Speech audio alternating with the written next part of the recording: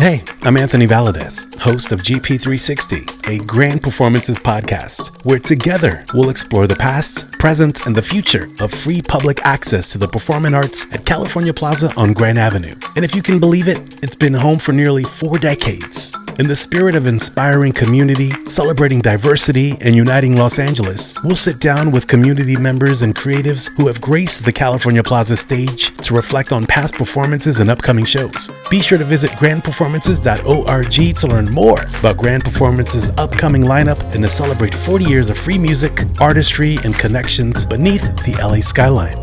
Now let's switch gears and get to this month's episode. We're joined by none other than members of Ozomatli. We're joined by 2 of the core members who have been down since the formation of Ozomatli since 1995. Yuli and Raul reflect back, talking about what makes LA special, what makes Grand Performances special, and what it takes to keep a band going strong for over 30 years. So kick back, relax, get cozy, and enjoy this wonderful conversation with Ozomatli. I'm hanging out with Raul and Yuli of Ozomatli, who are celebrating your second quinceañera. Technically. Wow. Yes, the second quinceañera. You are very correct on that. This is your second quinceañera. And we had a proper first one too. Yeah. Remember we had a whole show where we had a quinceañera theme. Yes. And it was all came out in court. Yes. Procession. Un waltz. Yeah. Your legacy to LA, your LA royalty, and you are ambassadors to Los Angeles. But what's it like when you come back home and you perform at a Grand Performance space where it's people who've been down since day one? These are the kind of shows that first got us out there in the city. You know, these kind of open air, free events that we come and like just get the whole neighborhood involved. And we used to just roll all over different neighborhoods and play a lot of these types of shows. And the first time we played a Grand Performances had to be like, 25 years ago? More? Yeah. 28 years ago or something. And all those type of shows that he was mentioning, whether it was Grand Performances, California Plaza, the Pier shows were huge for us. I mean, we played everywhere.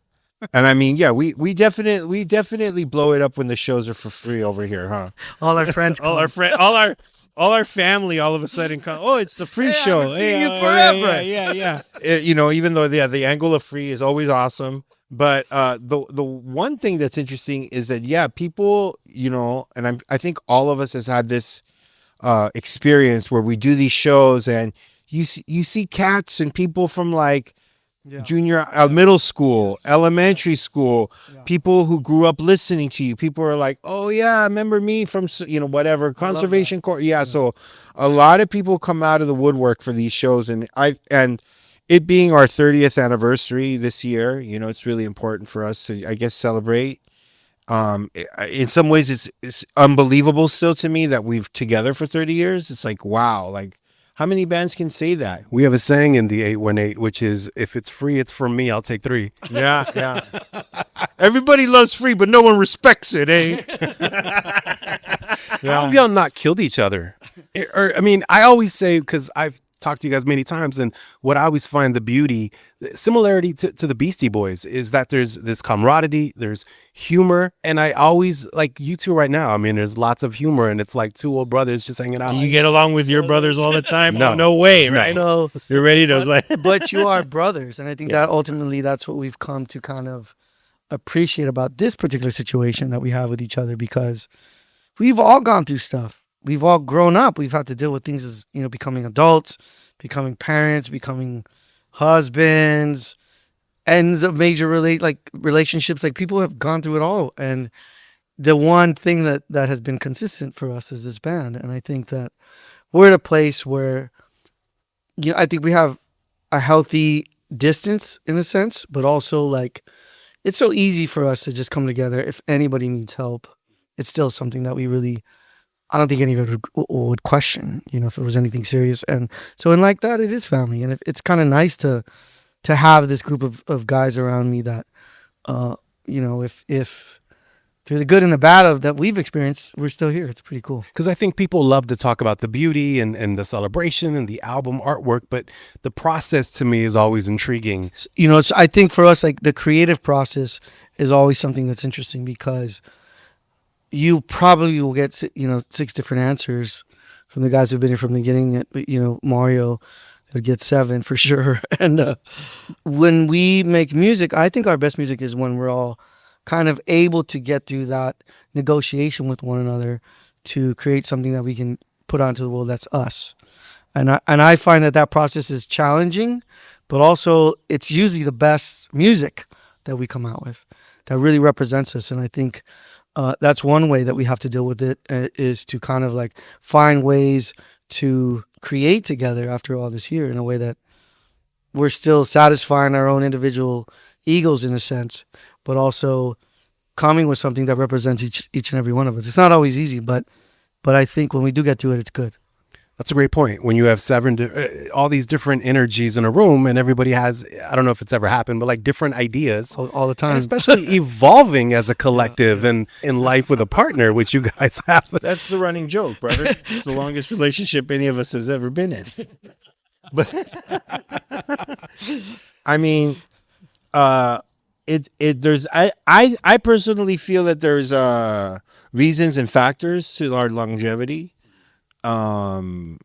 One of them being that we were able to deal with conflict at, I guess, a relatively young age in a healthy way. And we always divvied up everything equally. Do you think that comes from being an Angelino? I'm starting to divvying up everything equally. Everything you're talking about, from like trauma, growing up in LA. I mean, we lived through riots and civil. Maybe. I think it was our like kind of social political angle too. It feels like little commie vibes. Yeah, we're gonna share it all. You know, like collectives, and but the thing is that it not only extended to how we paid ourselves, but we had established like a healthcare thing, a baby fund, to help each other out, and just.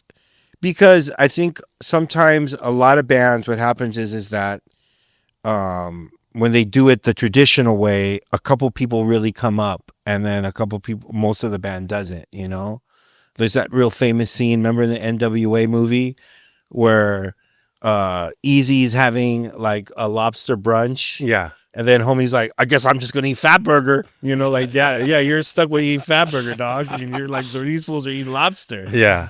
And so. And maybe some people would say to our detriment, because it's like, cutting the pie that many ways. It's like, it is, everyone gets what they get, but I think from that kind of mentality, us dealing with each other in a healthy way in conflict, and all of us loving music in a certain way, in a passionate way, that I think for if not all of us, definitely the majority of us have this, want and need to still perform and play music, and that really unites us. Like I still love playing live, and it's still in my, and I feel like that's the one thing they can't bottle up and sell to you in a certain way.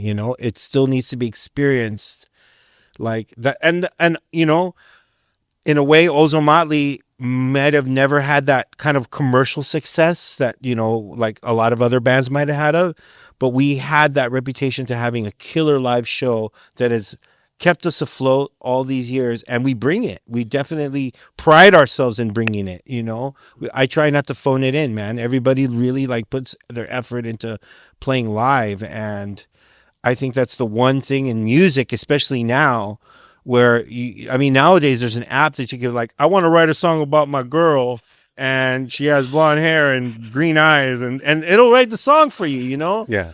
But the live experience is just something so unique and connecting to human beings, as I think as a primordial cultural thing. At what point did you realize that? Because that seems to be the ethos of Ozomatli, is connecting with humans. From jump. Yeah. I think even from the first rehearsal, we were like, everybody came from different musical traditions and backgrounds, but our whole thing was like, how can we rock the party? What do you know that can rock the party? I know rancheras, I know this, I know cumbia. What do you know? I know reggae. It's like, but the MO was definitely let's unite it under the banner of rocking the party and getting people to dance. Mm-hmm. Would you say that the Ozomatli route has been kind of the long way, but the most effective versus the shortcut and short-term rewards? I think it's been kind of the steady, kind of like just kind of a steady train. We got a lot of opportunities when we first started because I think what we were doing was unique at the time, and we took advantage of them. We toured the world like crazy, and then at one point we just kind of realized, oh, we were touring so much that we were missing certain aspects of our life. And so we had made a decision to kind of like slow that down in a way. And from that point on, we've just kind of learned how to like maintain this in a way where it's valuable to us creatively, it's valuable to us financially, it's valuable to us to have new experiences. And so I think it's not, I wouldn't say it would be like a round circuit. It's kind of just a slow, steady pace that we've kind of stayed on. Yeah. That's what it feels like to me. Do you find, here's what I was thinking about when I was driving over here too, is I remember seeing y'all at the 2000 Democratic Convention. Oh, yeah. Mm-hmm. And the world was in a certain place back then. 25 years later, it really hasn't changed. Just like Marvin Gaye's What's Going On is such a timeless album for that time. But no, it's a timeless album for today. And I feel like that's why we still have Ozomatli, because your work isn't done in terms of your artistry, your reflection of music, art, and culture in LA and what's happening in the world. Yeah.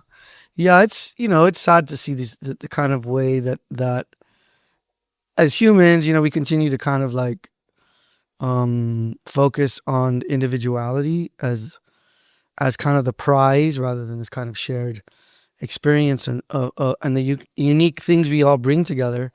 And I think from the get-go, that was our thing. It was always like this melange, this mix, this goulash, this soup of all these different flavors. Our goal was to like, how do we make all those different flavors feel natural and feel like not forced and feel authentic, at least to us, in a way where it's believable, because somebody might be a real expert in a certain style of music and the other person may not be. And so how do I like, kind of incorporate myself into that and learn as much as I can so that what I'm presenting is authentic. But that became the metaphor for something much more important, which was like that we each have a space in this world and we each have something important. And if we want to work at it and join the club, so to speak, we could contribute and we could, create something beautiful. And that ideal for us is still very much alive. Were there ever any opportunities in your careers as musicians where there was a shortcut offered to Ozomatli that you had to be like, no, this is going to affect the integrity of what Ozomatli stands for? And I don't need to know names or examples, but yeah, there's things. There's things we've said no to. There's things we've questioned. There's things, and I think you kind of like. But then the question I wonder, it's like, if we would have said yes, would we have been more better off? That's or the not? that's the like, funny who knows? thing. I Yeah. don't necessarily think so. Yeah. You Some of the things that I think about in my head, I'm like, if we would have said yes to that, would it have made any we difference? made a little bit extra money at that moment. Yeah. That's And it. then after that, we would have been like, yeah, we did that. Yeah. That sucked.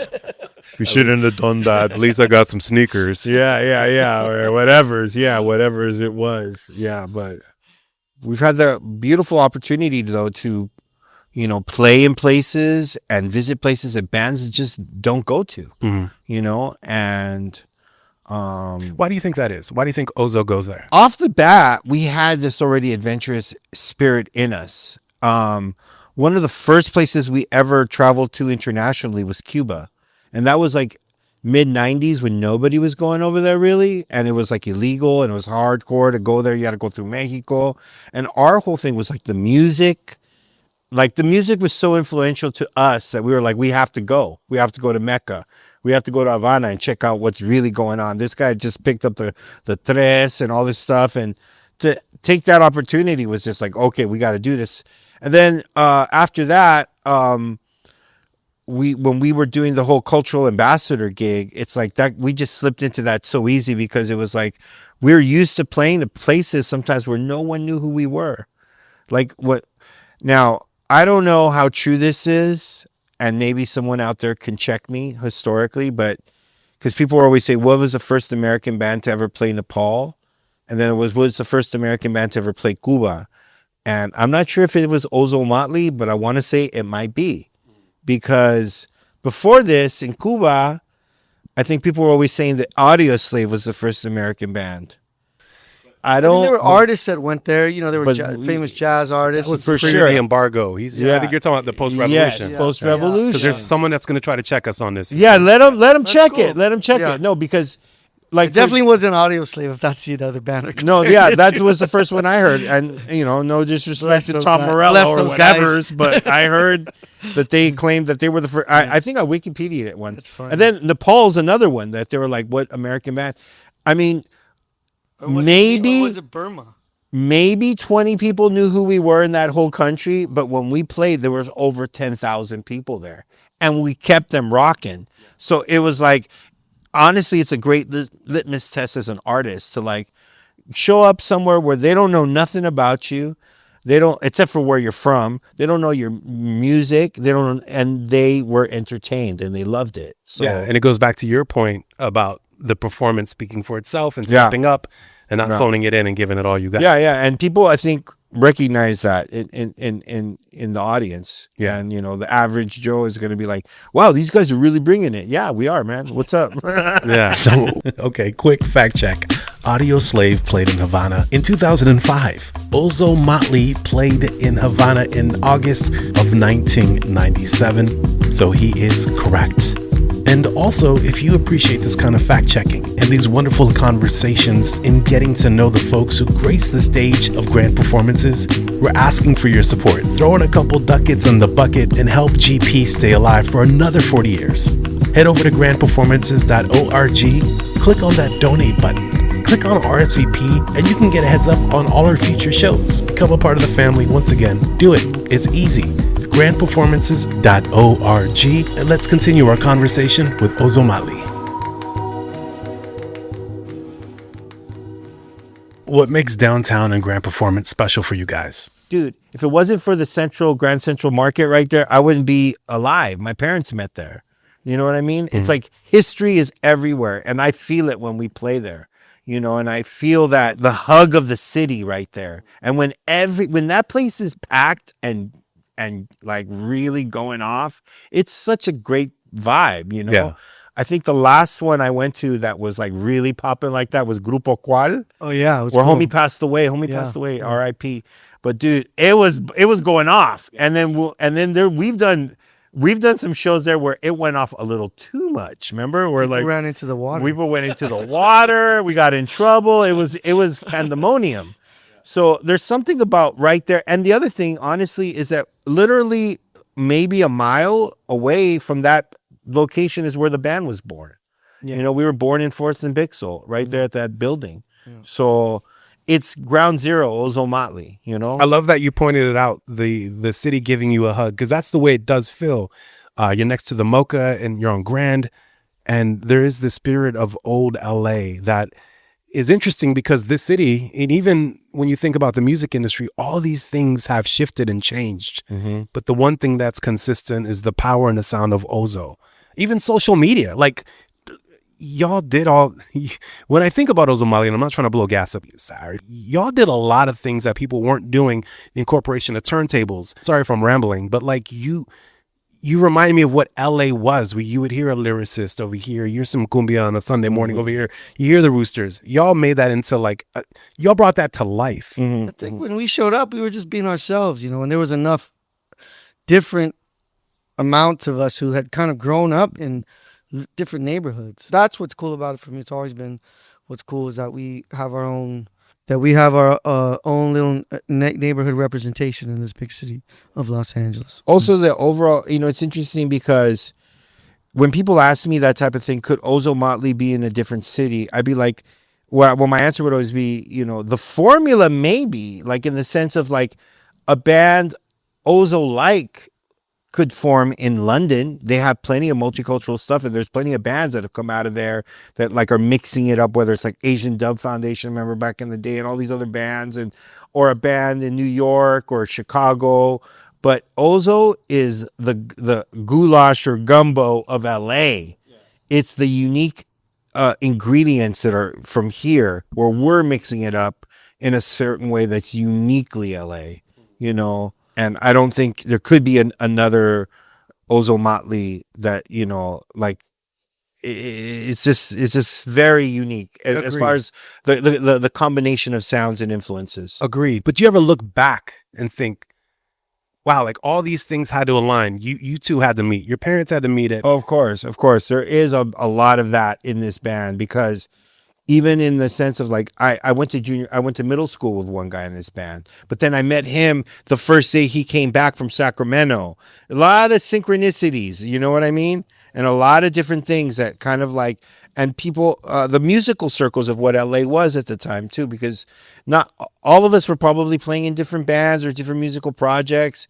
And that web of artists that was in that scene of LA, from whether it was a Chicano scene, East LA scene, to the hip hop scene with Charlie and Cut and all those people, and it definitely was a time and a place where it felt like we were on the cusp of something. I you know, personally, I did feel that way, like we're doing shit that like nobody's doing right now, you know.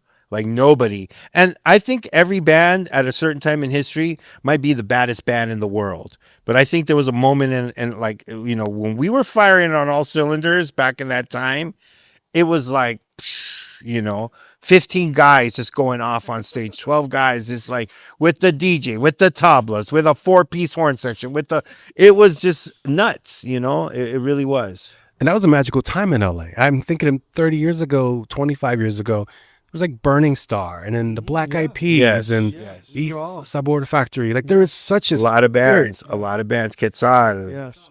Yeah. And I mean, dude, look at a band like Black Eyed Peas. They like ended up pretty much lapping every band in the world. I mean, in the scene, and turned into something completely different, like huge, international. Like they're number one in like Philippines and in Sweden and like that. And I love those guys. I mean, we've played with them and they've had us record with them. So it's just interesting how I guess how things just happen with all these bands. It's crazy. Yeah. And we're still here though. That's the other thing. Out of all those bands that you mentioned, you know, like maybe one or two of us are still around.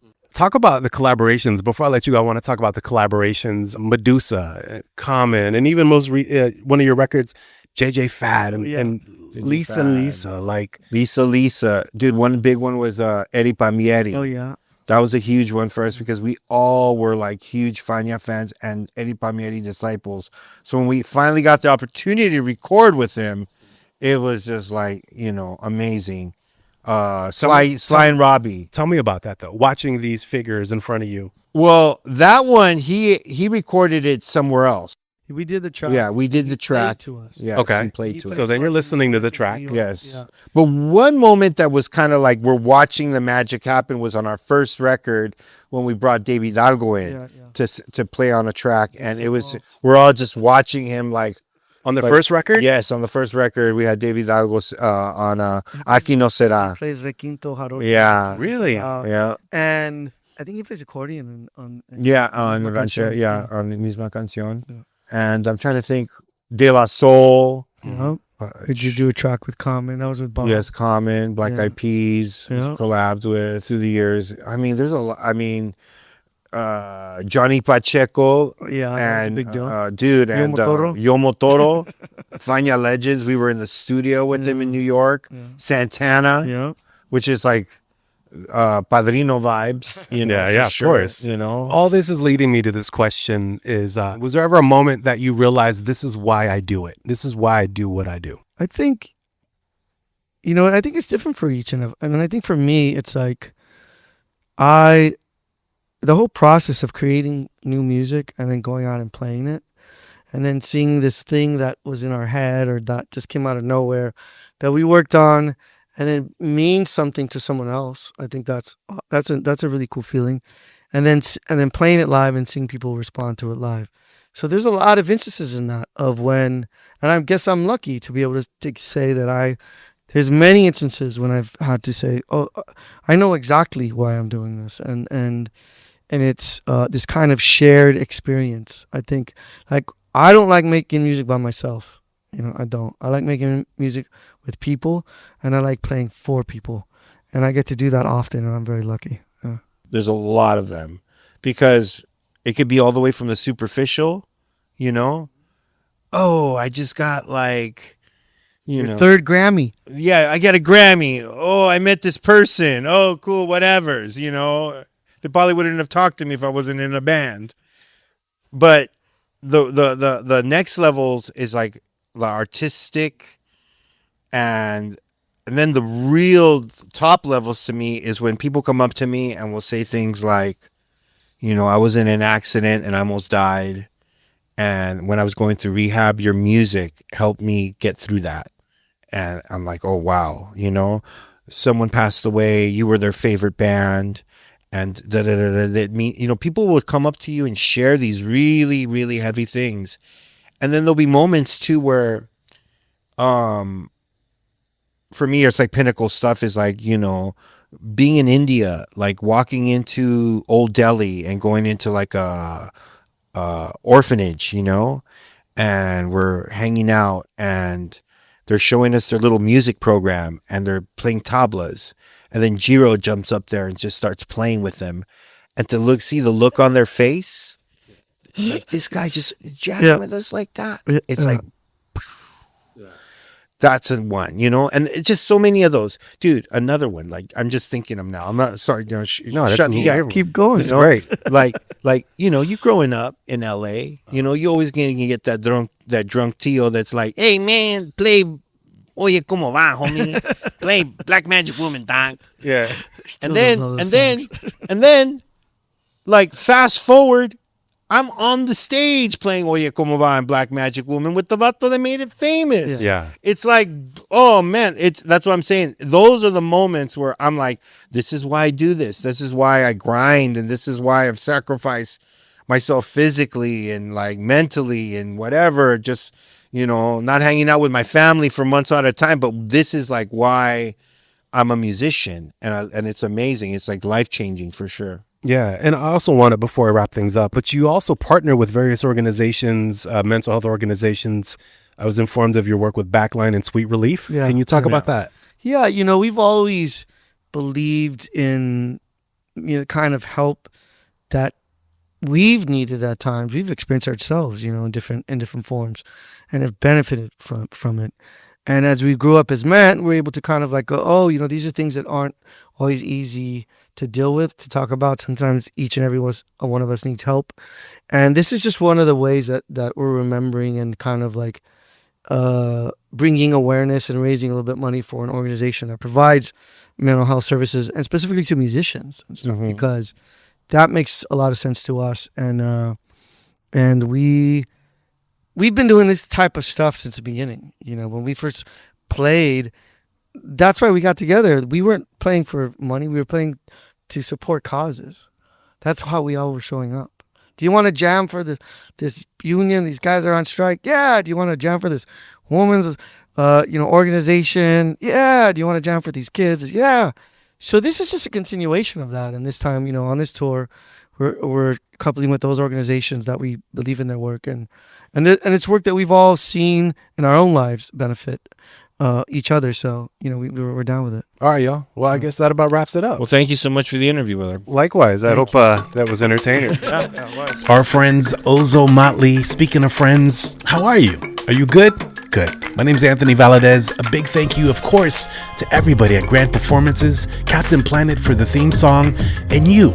We hope to see you this summer out and about as we celebrate our 40th anniversary, and that's because of your support. So head over to grandperformances.org, donate, RSVP, explore the website. A big thank you to Captain Planet for the theme song, and we'll catch you next month. Peace.